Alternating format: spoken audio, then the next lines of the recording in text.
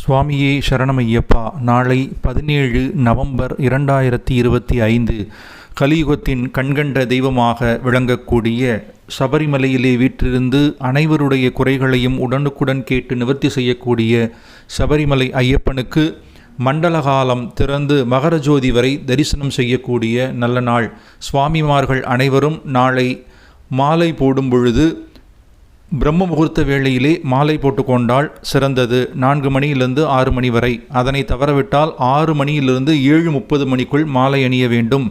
குருசுவாமிகள் சுவாமிமார்கள் அனைவரும் அவரவருடைய குருசுவாமி கையினால் மாலை அணிய வேண்டும். கோவிலுக்கு சென்று மாலை அணிய வேண்டும். இல்லை என்று சொன்னால் தன்னுடைய பெற்ற தாய் கையினால் மாலை அணிந்து வழிபாடு செய்யலாம். இனி வரக்கூடிய சொற்பொழிவுகளில் என்னென்ன முறைகளை கடைபிடிக்க வேண்டும், ஐயனுடைய வரலாறு, இவற்றையெல்லாம் சுருக்கமாக நாம் பார்க்க போகின்றோம்.